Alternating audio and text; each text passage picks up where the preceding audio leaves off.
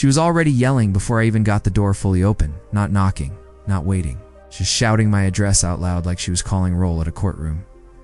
I stepped outside and the first thing I saw was her phone held up in my face. Already recording, her finger hovering over the screen like she'd been waiting all morning for this moment. Behind me, I could hear my father shifting in his wheelchair, the soft scrape of metal on concrete. The sound he makes when he's nervous and trying to move faster than his body allows. She didn't look at me at first. She looked past me, straight. At him? "You're in violation," she said sharply, pointing at the ramp like it was a crime scene. And disability does not excuse noncompliance. That sentence hit harder than I expected because it told me everything I needed to know about what kind of person I was dealing with. This house was supposed to be our safe place, not just a property, not just an address. After my mother died, it became the one place where my father still felt some control over his life. He couldn't drive anymore. He couldn't walk without help. But here, he had routines. Mornings on the porch, evenings by the window. This house gave him dignity. When the rest of the world kept taking pieces of it away, I bought it specifically because it was quiet. End of the street, no through traffic. Suburban? Yes, but tucked away enough that it felt private. I knew there was an HOA, but like most people, I assumed it meant basic stuff. Trash cans, noise complaints, nothing extreme. I was wrong. Her name was Linda Marsh. I didn't know it yet, but I would learn it quickly. Everyone learned her name quickly. She always wore the same expression. Tight smile, narrow eyes. The kind of look that says she enjoys correcting people. Clipboard always under her arm. HOA badge clipped to her shirt like it was a police shield. She drove the neighborhood in a golf cart, slow enough to stare into yards, fast enough to feel important. The first notice came a week after the ramp was installed. Not a call, not a conversation. A yellow paper taped to my door. Unapproved structural. Modification visible from street. No explanation, no exception. It's just a warning and a deadline.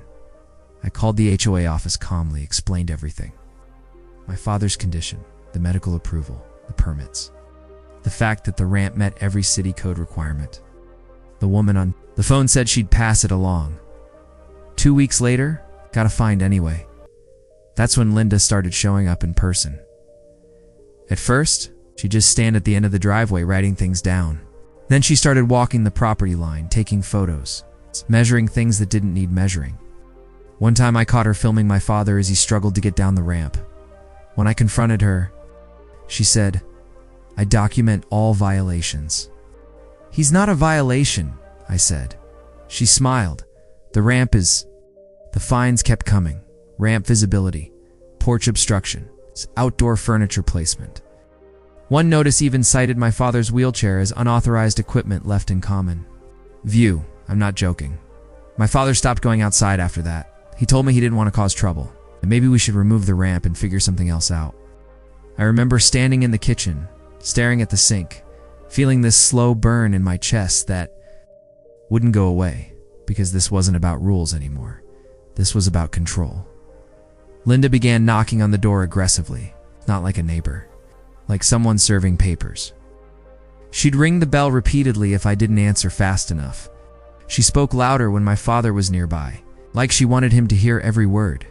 "You're risking enforcement action," she said one afternoon. Standing way too close to me, "The board has authority." "Over what?" I asked. She leaned in. "Over you."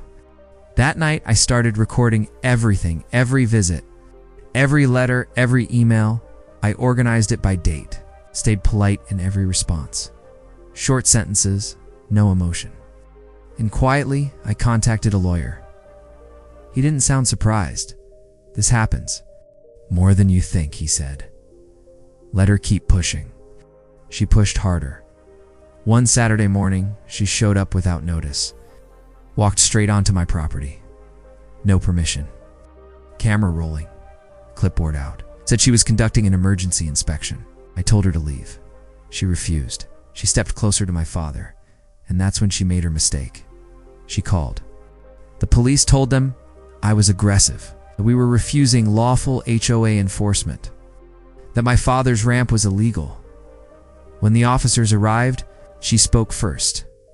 Fast, confident, like she'd rehearsed it. I waited. When they finally asked for my side, I handed them my phone.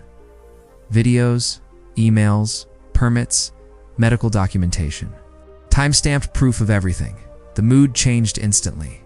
One officer asked Linda to step aside. The other stayed with us. They talked to her for a long time when they came back. One officer said very calmly, "Ma'am, you don't have authority to be here, and you are not allowed to harass residents like this." Her face went pale. 2 weeks later, the fines were gone. The board removed her from her position. A formal apology arrived in the mail. The ramp stayed. Now, my father sits on the porch again. The neighborhood is quiet, no golf cart, no clipboard, no phone in our faces, just peace. And sometimes that's the strongest kind of win.